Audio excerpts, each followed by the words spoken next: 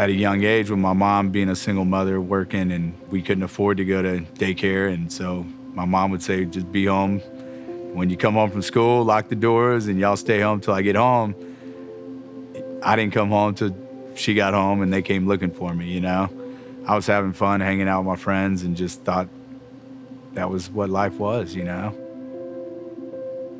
And so that carried out all through my 30s, where I was getting married, having a family, but my friends were, in my lifestyle, were still a huge part of my life. I tried to keep up and live both those lifestyles for a long time. You know, I could party till 3:30 in the morning and get up and be at work at 7:30 the next day. And so I was able to get away with doing a lot of the stuff I did. And, you know, as I drank, I would turn into this character that I created, you know, Graham, this fun and the party's never gonna end guy, right? But the party always ended. It was just when I was by myself. My wife got me to start going to church. I actually got baptized and I went to church and I said, okay, well, so now what? Like, where are you gonna give me all this good life and get rid of all these problems that I have? And it just didn't fill the void. And so I'd get mad at God. I'd say, well, I'm doing these things for you and you're not doing anything back for me. And you're not giving me this and you're not fixing my marriage and you're not making me happy. And I pray for things and you don't give them. And so I just saw it as a waste of time, that I'm like, I'm not gonna keep doing this when I'm not getting anything out of it. And that's when it really turned it on and said, I'm about to destroy basically everything that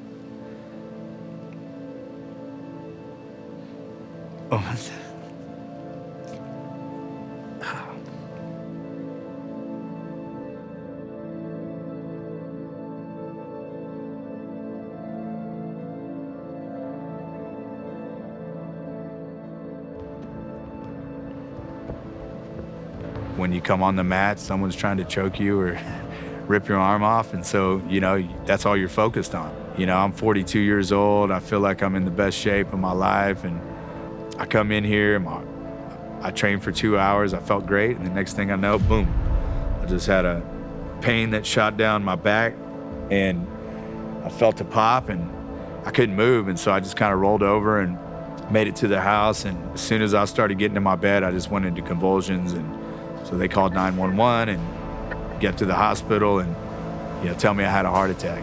You know, there's no way. And he said, no, you have a 95% blockage in your widowmaker and we got to have surgery immediately. And so I remember going into that surgery that night, and I still have my jiu-jitsu outfit on. I'm still drenched in sweat and just going under these lights. And this is all happening so quick. Like, it just 1 second I hear the doctor, I'm having a heart attack.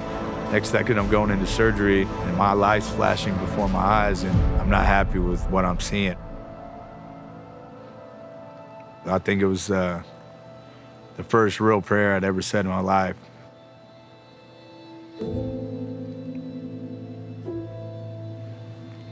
So as I made that prayer, I just remember lights in my face. I go down and then I came to and so I couldn't get any answers. It's just a normal heart attack. You had a piece of plaque break in your artery and it lodged in and caused a blockage. And so it's just a normal heart attack, but we don't know why. And I'm like, well, I'm 42. And so I gave the doctor a list of why, right? Well, let me tell you about everything I've done my whole life, and kind of started going down the list with him. And he says, you didn't do this to yourself.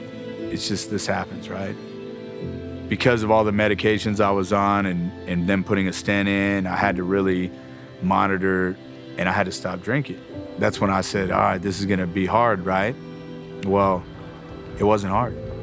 It's just like, I don't know how else to explain it. It's just that I finally was broken enough to submit and to accept God's grace. And then once I did, now God has built me back up into someone that I never knew I could be. You know, I just want to share that with other people now. It's not hard. Like, for us, while you're in it, it's so hard to overcome it, to break it. But for Jesus, it's not. He's already beat it. He's already overcome it.